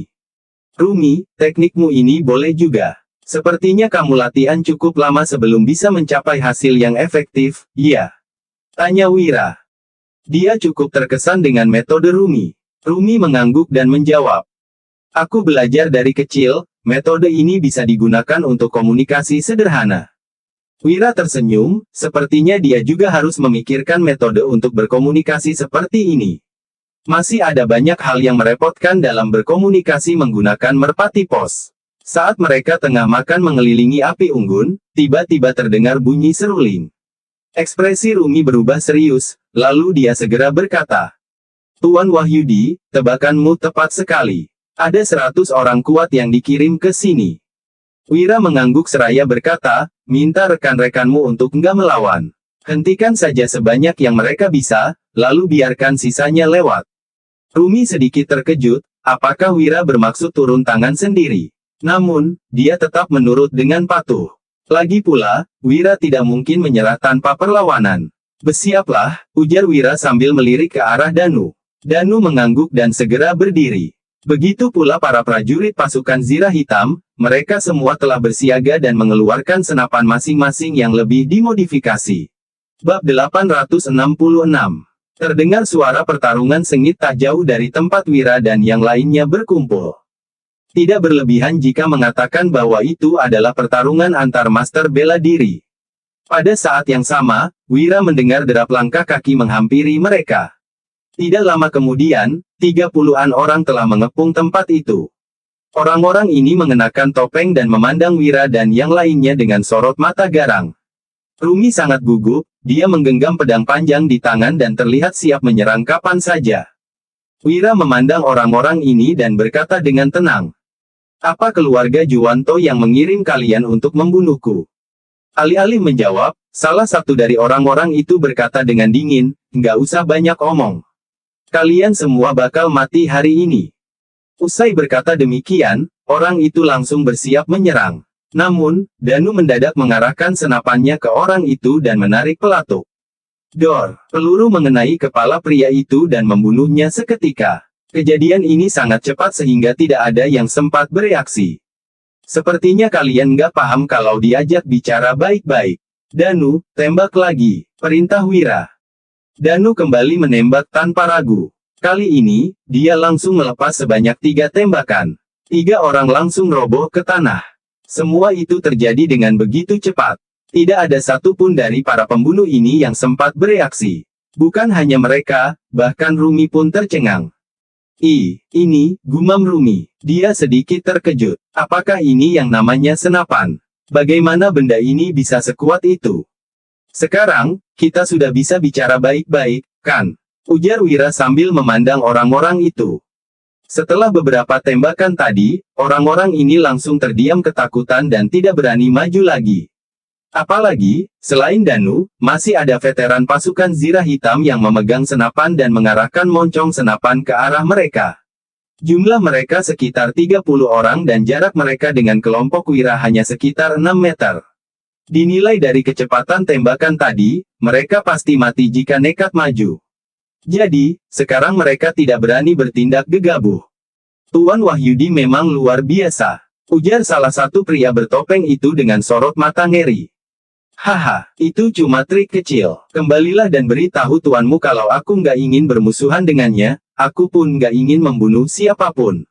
Tapi, kalau dia bersikeras mengirim orang untuk mengusikku, mari kita lihat seberapa banyak orang yang akan kubunuh nantinya, ujar Wira penuh intimidasi. Para pembunuh itu menarik napas dalam-dalam dan tidak berani maju. Salah seorang dari mereka yang tadi bicara pun menangkupkan tangannya dan berujar. Kami akan menyampaikannya. Usai berkata begitu, dia melambaikan tangannya dan langsung membawa rekan-rekannya pergi. Bercanda, ya, jika tidak pergi, haruskah mereka menunggu kematian di sana? Meski tim mereka terdiri dari 100 orang, kebanyakan dari mereka telah ditahan oleh orang-orang keluarga Barus. Di sisi ini, mereka kehilangan 4 anggota dalam waktu singkat. Orang-orang yang tersisa mungkin bisa membunuh Wira jika mereka benar-benar berusaha. Namun, senjata di tangan Wira dan yang lainnya sangat mengerikan. Mereka tidak berani mengambil risiko untuk benar-benar bertarung. Setelah orang-orang itu pergi, Rumi memandang senapan di tangan Danu dan yang lainnya dengan takjub. Dia berkata, Tuan Wahyudi, dengan senjata ini, siapa yang bisa menjadi lawanmu? Rumi benar-benar terkejut. Hahaha, kamu berlebihan, balas Wira. Bab 867. Dengan kejadian barusan, keluarga Juwanto nggak akan gegabah lagi. Lagian, dia tahu dia nggak bisa membunuhku, ujar Wira. Dia tahu bahwa bahaya dari perjalanan ini bukan dari kerajaan Nuala, melainkan kerajaan Monoma. Sekelompok orang itu beristirahat semalam di sana dan memasuki kota keesokan paginya. Situasi Provinsi Yolas tidak berbeda jauh dengan Provinsi Artana. Tanah di kedua provinsi ini sangat subur. Hanya saja, keduanya masih sedikit di belakang Provinsi Lowala. Setelah kejadian tempo hari, Wira malas menjual gelas kristal lagi. Dia langsung membeli toko dan mengikuti strategi sebelumnya. Wira menempatkan 1 prajurit pasukan zirah hitam di sini untuk menjaga toko dan menarik perhatian para pedagang. Jalur perdagangan ini memang belum terbuka, tetapi itu hanya soal waktu. Wira melakukan semua ini demi membuka jalan bagi rencana masa depannya. Ini adalah pertama kalinya mereka datang ke tempat seperti ini. Jadi, Wira mengajak ketiga wanita itu berkeliling. Pada saat ini, Kumar yang berada di kediaman Juwanto juga telah menerima kabar. Dia tampak terkejut setelah membaca pesan yang disampaikan lewat merpati pos. Hebat juga Wira, tak kusangka dia mampu mengintimidasi pasukanku, ucap Kumar. Kumar memberikan pesan itu pada Lutfi. Setelah membacanya, matanya membola kaget. Lutfi berujar takjub. Wira punya senapan yang sangat canggih. Begitu ditembakkan, 4 orang langsung terbunuh. Orang-orang yang mengikuti Wira masing-masing juga membawa 1 senapan. Dengan kata lain, mereka bisa menangani 40 hingga 50 orang sekaligus. Lutfi tercengang. Senjata sehebat ini bahkan tidak dimiliki pasukan kerajaan Nuala. Namun, Wira memilikinya. Dia benar-benar mengerikan. Seharusnya Wira juga tahu kalau senjatanya akan menjadi incaran banyak orang. Karena kita nggak bisa merekrutnya, sepertinya kita terpaksa menyingkirkannya. Tapi, sebelumnya, kita harus mendapatkan senjata canggih itu, ujar Kumar dengan binar serakah di matanya. Lutfi bertanya, tapi, gimana caranya? Biar kerajaan Monoma yang langsung menangkapnya. Setelah disiksa, kita rebut barangnya, kata Kumar. Lutfi hanya bisa mengangguk. Tak lama, seekor merpati pos terbang keluar dari kediaman Juwanto. Semua itu di luar pengetahuan Wira. Saat ini, dia masih berjalan-jalan di sekitar Provinsi Yolas bersama ketiga wanita kesayangannya. Mereka baru merasa puas setelah berkeliling seharian. Tiap daerah memiliki keunikannya masing-masing. Meski asing, hal-hal yang baru dan berbeda terasa menyenangkan dijelajahi. Wira tidak tahu bahwa pada tengah malam lewat 10 menit, seekor merpati pos tiba di ibu kota kerajaan Monoma. Di atas aula istana saat ini, seorang pria yang tampaknya baru berusia sekitar 25 tahun sedang membaca surat yang dikirim lewat merpati pos dengan raut muram. Hebat, keluarga Juwanto benar-benar berani memerintahku, ujar pria itu. Pria ini adalah raja kerajaan Monoma yang baru, Taufik Monoma. Di depannya, duduk beberapa pria tua dan seorang wanita. Mereka mengenakan pakaian unik yang sepertinya merupakan pakaian khas bangsa Monoma. Mendengar ucapan Taufik, satu-satunya wanita di sana tertegun sejenak. Dia lantas mengambil surat itu dan membacanya sambil mengernyit. Keluarga Juwanto hanya meminta kita untuk menangkap Wira, lalu menyerahkannya pada keluarga Juwanto. Tanya wanita itu. Taufik mengangguk dengan ekspresi masam. Kak, apa yang harus kita lakukan? Apa kita harus menangkap Wira? Tanya wanita itu lagi. Beberapa pria tua itu menimpali, sepertinya kita terpaksa menuruti permintaan keluarga Juwanto dalam masalah ini. Ya, duta ini bukan orang penting. Kita tangkap saja dia. Tapi, kalau kita menangkap duta kerajaan Nuala, hubungan kita dengan mereka akan benar-benar rusak. Para pria tua itu menyampaikan pendapat mereka masing-masing. Setelah dipikir-pikir, mereka semua menyadari dilema dari masalah ini. Mereka juga bisa mengerti alasan Raja Monoma begitu marah. Taufik mendengus dingin. Setelah berpikir cukup lama, dia lantas berkata, keluarga Juwanto benar-benar nggak punya maksud baik. Bab 868. Usai Taufik berkata demikian, beberapa orang tua tampak mengangguk, begitu pula dengan wanita itu. Kemudian, si wanita segera berkata, keluarga Juwanto benar-benar ingin mengikat takdir kita bersama mereka. Nada bicaranya terdengar sangat kesal. Setelah itu, Taufik kembali mengeluh, keluarga Juwanto memiliki pengaruh yang cukup besar di antara kita, bahkan sudah menyusup ke dalam pemerintahan. Hal itu benar-benar membuatku kesal. Aku sedang memikirkan cara untuk menghilangkan pengaruh mereka di sini. Kalau permintaan mereka benar-benar kita lakukan, kita mungkin akan mengusik kerajaan Nuala. Beberapa tahun terakhir, kerajaan Monoma selalu menghadapi bencana alam dan ancaman tanpa henti. Kas negara juga sudah kosong. Apabila benar-benar bersitegang dengan kerajaan Nuala, itu nggak akan menguntungkan kita. Timpal Taufik. Sebagai Raja Monoma, Taufik sangat paham akan hal ini. Jadi, sebenarnya dia tidak ingin berperang melawan kerajaan Nuala. Tentunya, alasan dia menyetujui keluarga Juwanto adalah karena janji-janji yang diberikan oleh mereka. Hanya saja, ada perbedaan signifikan antara berpura-pura berperang dan berperang sungguhan. Saat ini, Taufik tengah menggunakan taktik pengelabuan untuk mencari perdamaian. Bukan hanya dapat menunjukkan kekuatan kerajaan Monoma dan memperkuat rezim baru ini, tetapi juga demi kepentingan keluarga Juwanto. Taufik adalah raja yang baru saja naik tahta sehingga dia khawatir bahwa raja lainnya akan iri.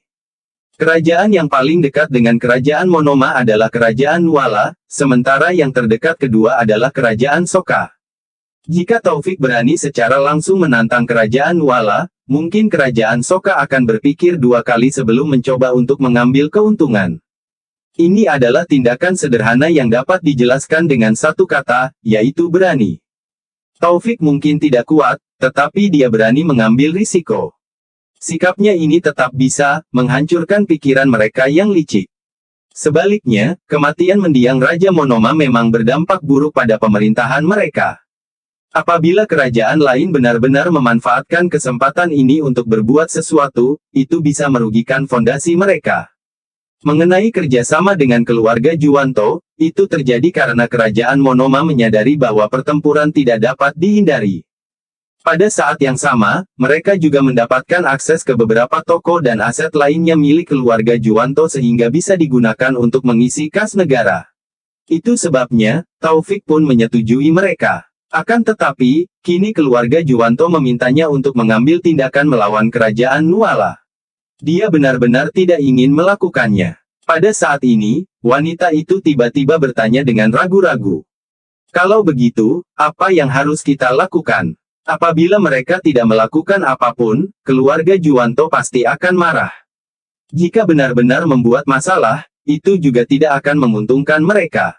Taufik berpikir keras, lalu menatap wanita itu sembari berkata, Dik, kamu sepertinya harus turun tangan kali ini.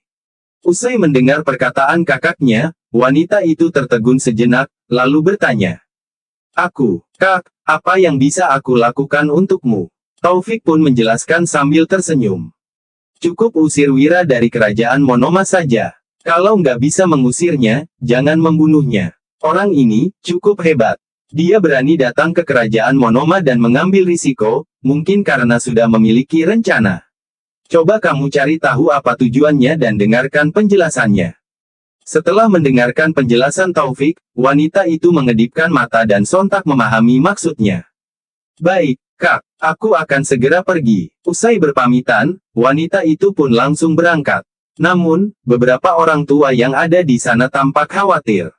Yang mulia, bukannya ini terlalu gegabah. Putri memiliki temperamen yang buruk. Apabila mereka berseteru, takutnya. Iya, bukannya itu terlalu berbahaya. Beberapa orang tua itu sangat khawatir. Akan tetapi, Taufik hanya tersenyum ke arah mereka. Tidak ada yang lebih memahami adiknya daripada dirinya sendiri. Wanita itu memang terlihat santai, tetapi dia adalah seorang ahli bela diri. Dia sangat bijaksana, cerdas, dan tahu apa yang dia inginkan. Itu sebabnya, membiarkan adiknya pergi adalah pilihan terbaik yang bisa Taufik lakukan. Nggak usah khawatir. Usai berkata demikian, Taufik tidak berkomentar lebih lanjut.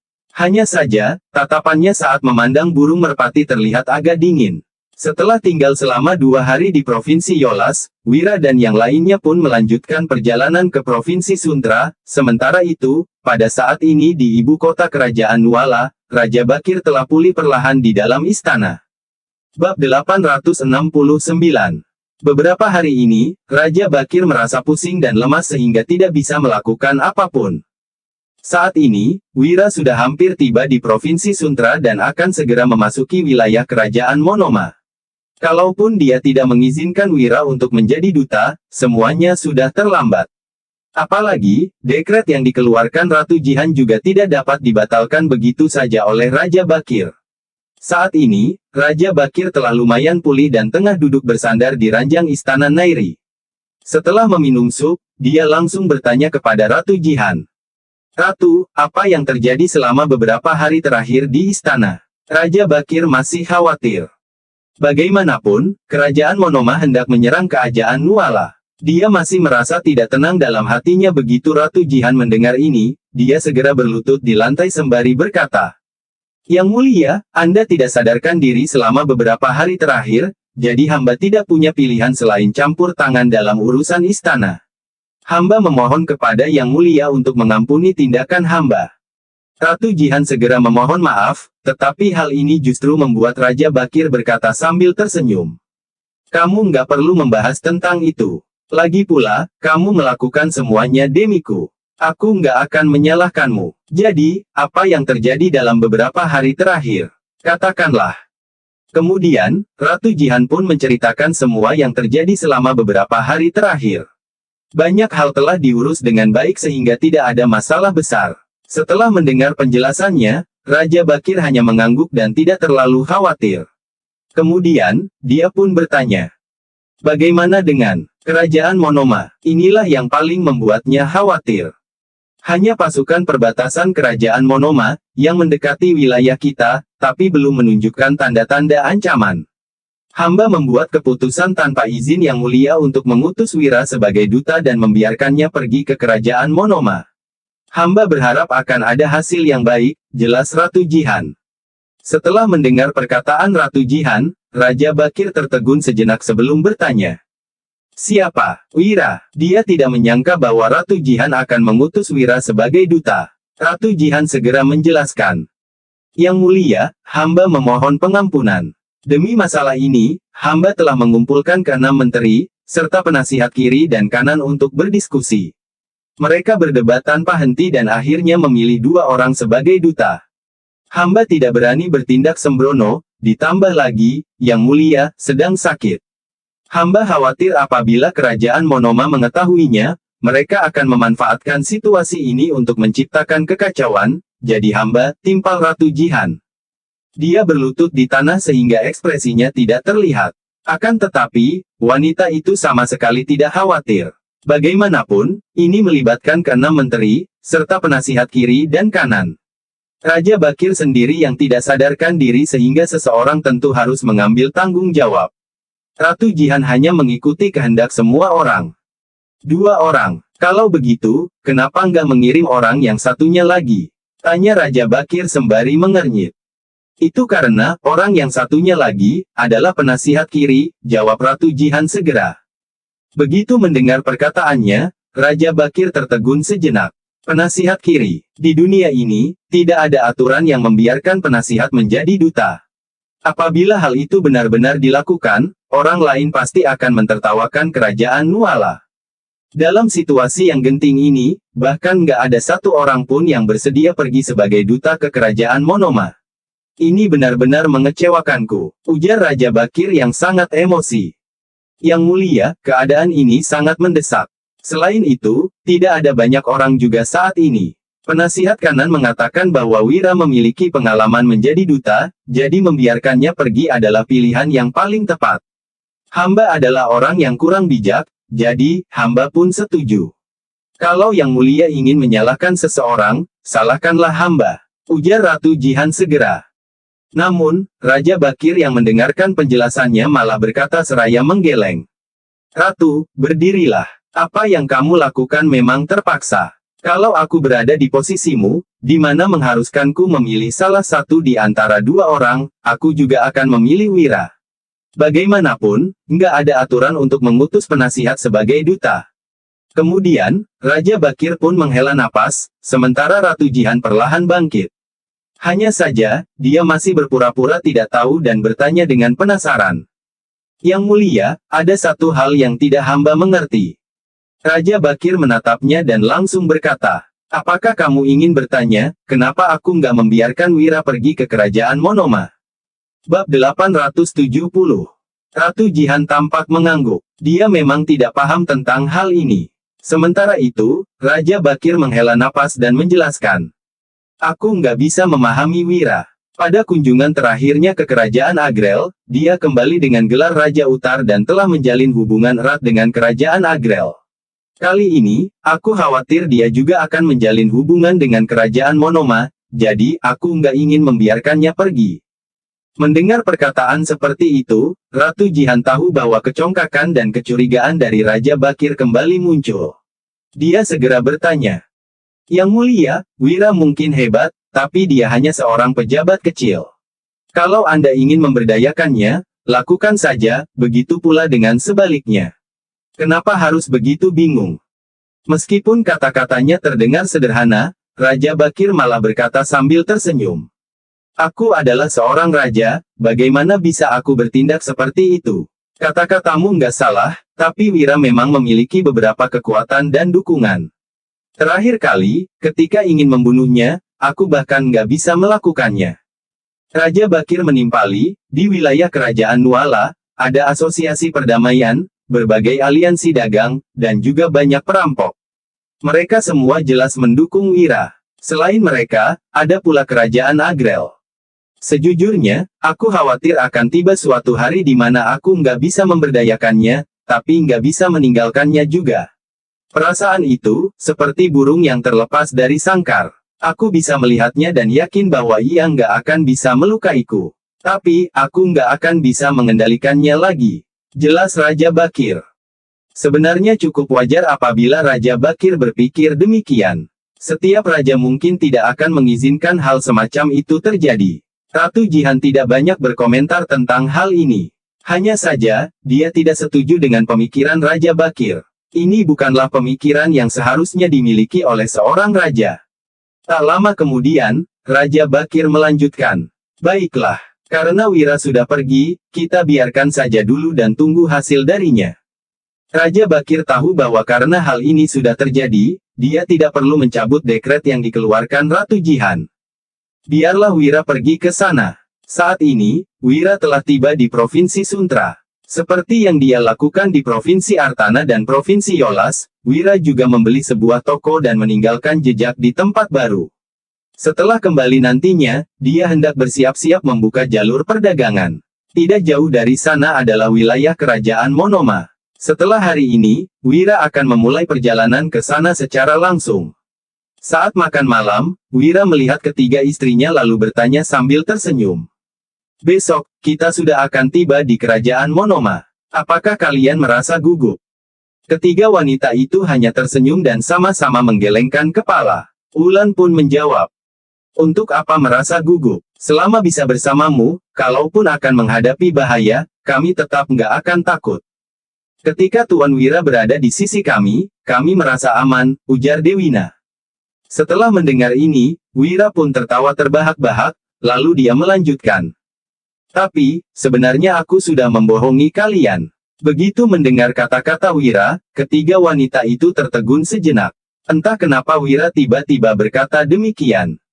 Sayang, kamu berbohong, dalam hal apa? Tanya Wulan segera. Wanita yang cerdas itu telah menduga satu hal. Wira pasti tidak ingin membiarkan mereka ikut ke kerajaan Monoma.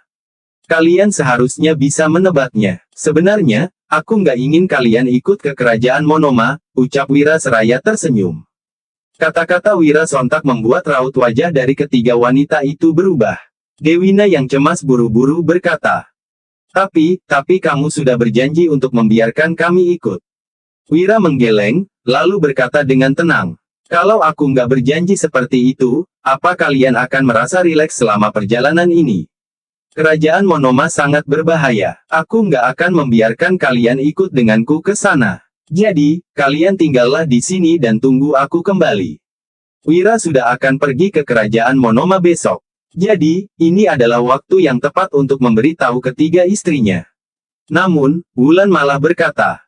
Tapi, bab 871. Wulan masih ingin mengatakan sesuatu, tetapi dia mampu memahami maksud Wira. Pada saat yang sama, ketiga wanita itu merasa sangat terharu.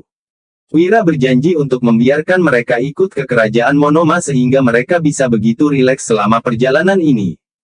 Bahkan, Wira juga membawa mereka mengelilingi Provinsi Yolas, Provinsi Artana, dan Provinsi Suntra sepanjang perjalanan. Hal ini membuat mereka merasa sangat bahagia dan menikmati perjalanan tersebut. Sementara itu, Wira yang hendak pergi ke kerajaan Monoma besok, baru mengungkapkan kenyataannya sekarang. Sejujurnya, semua tindakan pria itu adalah demi mereka. Hanya saja, Wulan, Dewina, dan Dian masih khawatir. Mereka ingin mengikuti Wira ke kerajaan Monoma dan tidak ingin tinggal di sini. Kalian seharusnya tahu sifatku. Jadi, tunggulah aku kembali di sini. Kalau kalian ingin melakukan sesuatu, bantulah aku untuk mengurus bisnis dengan baik. Aku akan meninggalkan pasukan Zirah Hitam untuk kalian dan membawa Danu bersamaku. Jangan khawatir, ini nggak akan memakan waktu terlalu lama, jelas Wira sambil tersenyum. Pria itu sama sekali tidak memberikan ruang untuk negosiasi. Bagaimanapun, kerajaan Monoma memang sangat berbahaya. Meskipun Wira sangat percaya diri, dia tetap tidak ingin ketiga istrinya mengambil risiko. Wulan, Dewina, dan Dian tentu memahami maksud Wira. Mereka menatap pria itu dengan mata merah dan perasaan enggan. Wira berusaha menghibur dengan berkata, kita nggak akan berpisah selamanya. Aku bahkan bisa keluar dari istana yang begitu berbahaya, jadi kali ini pasti nggak akan ada masalah. Selain itu, bab 872. Wira dan Danu baru saja melintasi perbatasan dan memasuki kerajaan Monoma dengan menunggang kuda. Tidak disangka, dari kejauhan, mereka melihat seseorang tengah berada di puncak bukit pasir yang paling jauh. Orang itu berpostur ramping, kurus, dengan rambut yang diikat tinggi. Hembusan angin tampak mengibaskan pakaiannya. Dia adalah seorang wanita. Saat ini, dia tengah duduk di bukit pasir dengan santai, bahkan menyilangkan kaki dengan ekspresi yang sangat tenang. Sambil memakan roti, wanita itu memperhatikan pemandangan di sekitar. Di sampingnya, ada sebilah pedang. Hal ini menandakan bahwa dia bukanlah orang yang mudah untuk dihadapi. Di belakangnya, ada seekor kuda yang berjalan bola-balik dengan santai seraya menggoyangkan ekornya. Wira dan Danu pun saling memandang. Tiba-tiba, raut wajah Danu menjadi sangat tegang, lalu dia berkata dengan serius. Kak Wira, wanita itu bisa-bisanya muncul di daerah tandus ini. Hal ini sangat mencurigakan. Menurutku, wanita itu pasti bermasalah. Lebih baik kita berhati-hati. Wira juga memandang wanita itu. Dari gayanya, dia tidak terlihat seperti orang biasa. Lantaran bisa muncul di sini sekarang, tujuannya sebenarnya sudah jelas. Dia pasti sedang menunggu mereka. Ayo, kita coba ke sana, ajak Wira. Usai mengatakan itu, mereka berdua pun bergegas maju dan hendak mendekat. Namun, sebelum mereka bisa melakukannya, wanita itu tiba-tiba mengangkat pedang di sampingnya dan mengarahkan kepada mereka. Dia menghardik dengan nada dingin. Siapa kalian? Apa tujuan kalian datang kemari? Mendengar ini, Wira hanya tersenyum dengan santai. Dia menghentikan kudanya, lalu berbalik bertanya dengan maksud meledek. Bukannya kamu ada di sini untuk menungguku. Sekarang, kamu malah bertanya siapa aku. Apa itu nggak lucu? Wanita itu merespons dengan senyuman, lalu menyelipkan setengah roti yang tersisa ke dalam saku bajunya. Setelah itu, dia menatap Wira dan Danu seraya mengangkat alisnya, lalu berbalik bertanya. Oh, iya, karena kalian sudah tahu bahwa aku datang kemari untuk menunggu kalian, tolong segera kembali. Kerajaan Monoma nggak menyambut kedatangan kalian. Sikap wanita ini sangat tegas sehingga membuat ekspresi Danu terlihat sangat suram. Dia secara refleks menggenggam erat pedang Treksa di pinggangnya, lalu sontak mengancam wanita itu dengan sadis. Nona, berani sekali kamu berbicara seperti itu. Kamu kira, hanya dengan tubuh mungilmu itu, kamu bisa menghentikan kami? Kata-kata Danu penuh dengan sikap merendahkan terhadap wanita itu. Ini bukan karena alasan lain, tetapi Danu merasa bahwa sebagai seorang pria berpostur besar tidak akan kesulitan menghadapi seorang wanita yang bertubuh mungil. Namun, Wira malah menatap wanita itu dengan waspada. Dari perkataan, perilaku, serta penampilannya, jelas bahwa wanita ini bukan orang sembarangan. Hehe, benarkah?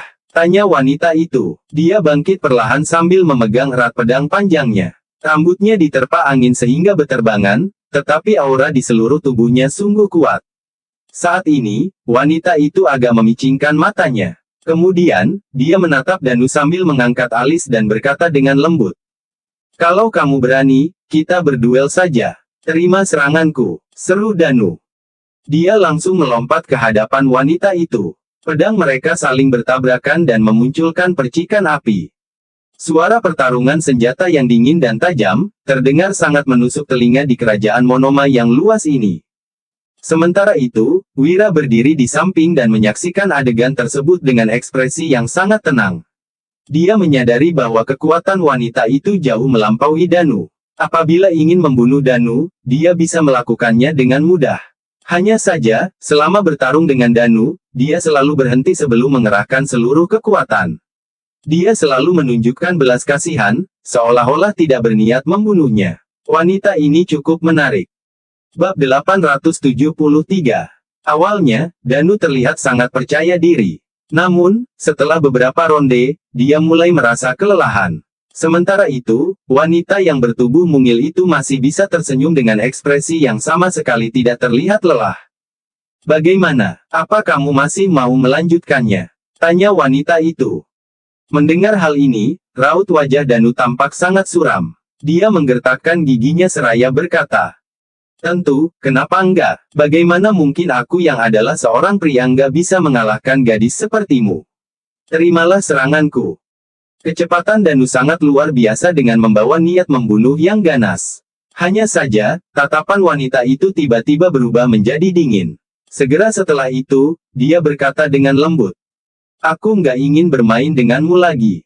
Lebih baik kalian segera kembali. Lain kali, aku nggak akan berbelas kasihan lagi.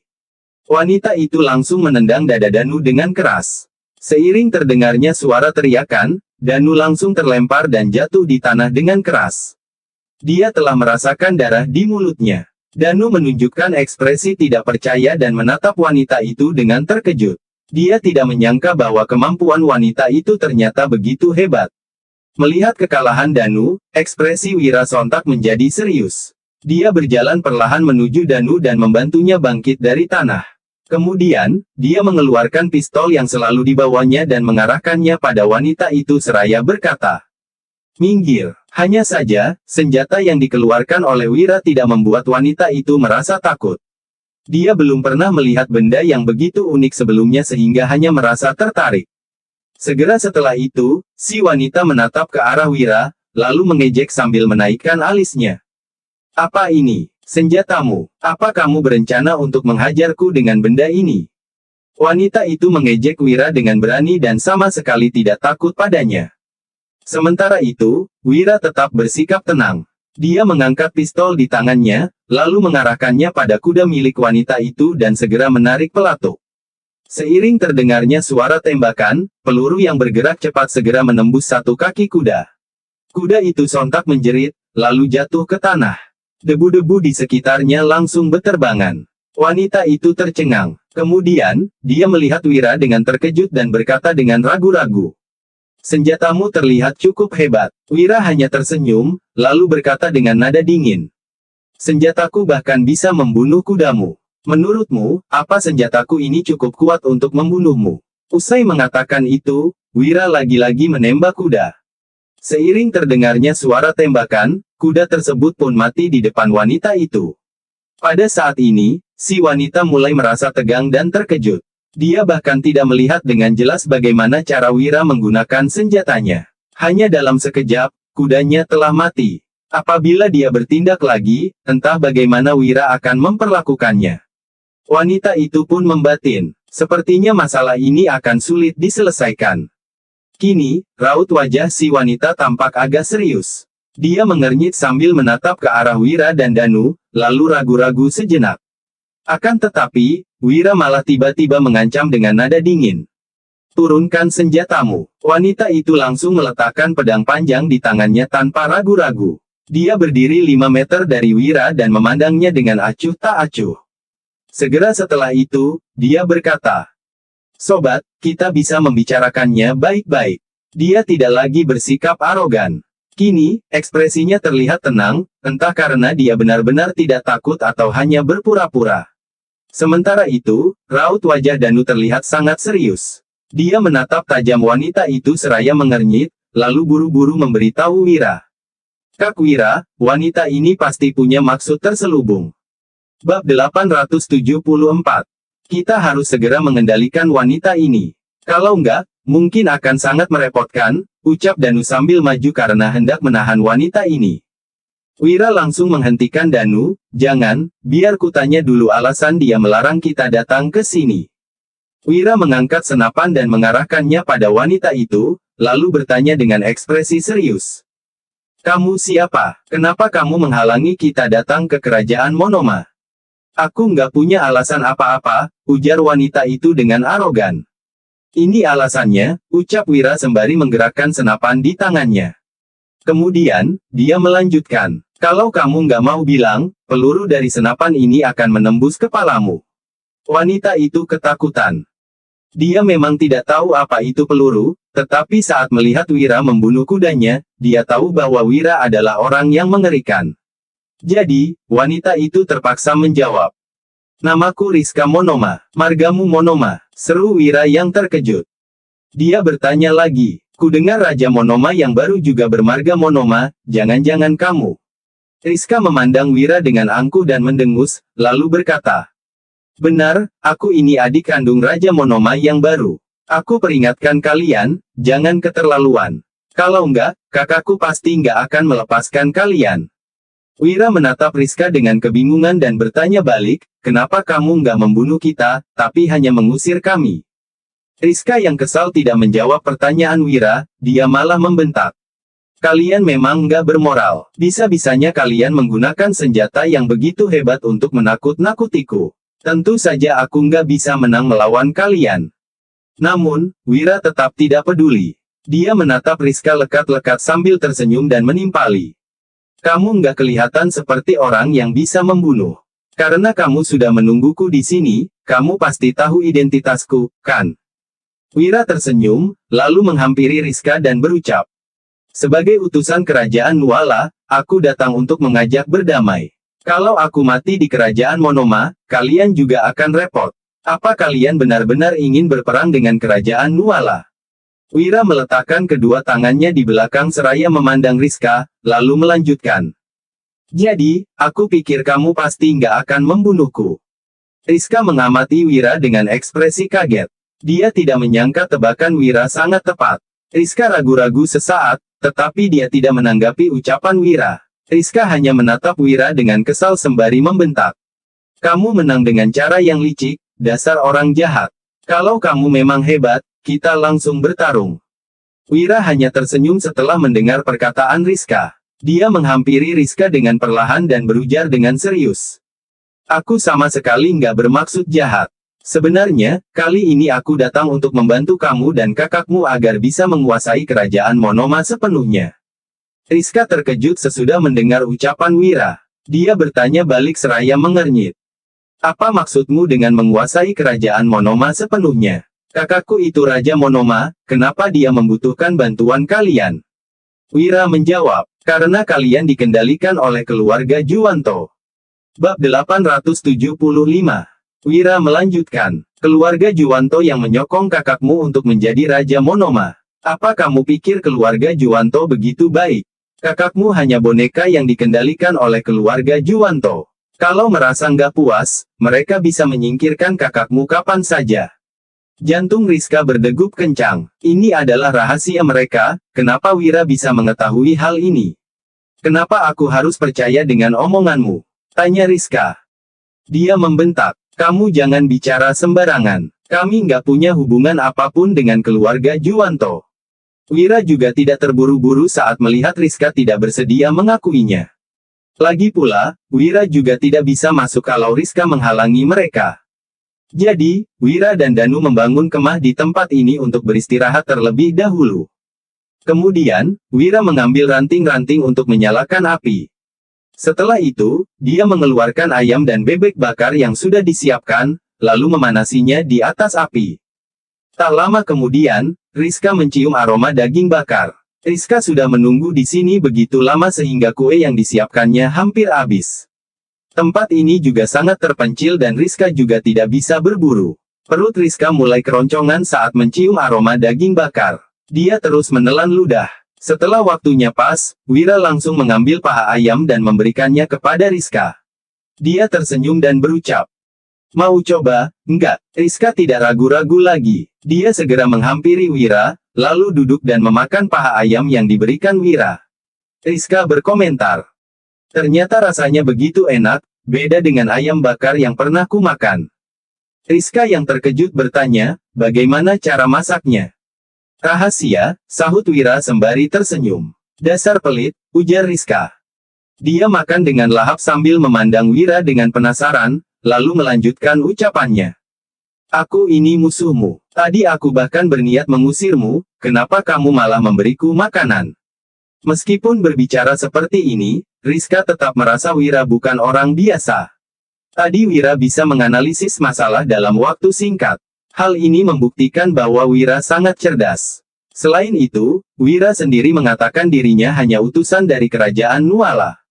Memangnya Wira punya cara apa untuk membantu kakaknya? Dibandingkan dengan Wira, keluarga Juwanto baru bisa membantu Rizka dan kakaknya. Wira tersenyum seraya memandang Rizka dan menyahut, "Kalau benar-benar mau mengusirku, kamu juga nggak mungkin mendengarku bicara sekarang." Wira menggigit ayam bakar, lalu mengambil ranting dan menggambar 2 lingkaran di tanah. Dia menunjuk salah satu lingkaran dan menjelaskan kepada Rizka. 2 lingkaran ini mewakili kerajaan Nuala dan Monoma. Sekarang kerajaan Monoma belum cukup kuat sehingga nggak mampu bertarung dengan kerajaan Nuala. Saat ini, kalian hanya membantu keluarga Juwanto untuk menjadi lebih kuat. Tapi, apa kalian pikir keluarga Juwanto berbuat seperti ini hanya demi membantu kalian dan mereka nggak punya ambisi sendiri? Kalau keluarga Juwanto makin kuat, kelak mereka pasti berambisi untuk menjadi penguasa. Mereka terus bersembunyi dan menunggu kesempatan. Saat berhasil mengendalikan situasi, bukan hal yang sulit bagi keluarga Juwanto untuk menguasai kerajaan Nuala, lanjut Wira. Bab 876. Wira memandang Rizka dan bertanya balik. "Menurutmu, kalau keluarga Juwanto benar-benar menguasai kerajaan Nuala, apa mungkin kerajaan Monoma akan menjadi target pertama yang dimusnahkan?" Rizka tidak menjawab, dia menatap Wira dengan ekspresi serius. Rizka tidak tahu Wira bermaksud untuk menghasutnya atau tidak. Namun, jika dipikirkan dengan saksama, ucapan Wira cukup masuk akal.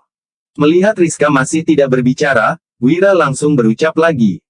"Aku yakin keluarga Juwanto pasti akan memusnahkan kerajaan Monoma terlebih dulu. Alasannya sangat sederhana, keluarga Juwanto sudah menyusun strategi begitu lama untuk menguasai kerajaan Nuala. Kalau hal ini tersebar, keluarga Juwanto pasti akan dicela oleh generasi penerus. Untuk menguasai kerajaan Nuala secara terang-terangan, keluarga Juwanto pasti akan menumpas semua permasalahan yang mencoreng nama baik mereka. Dengan begitu, keluarga Juwanto nggak akan dihujat oleh orang-orang, lanjut Wira.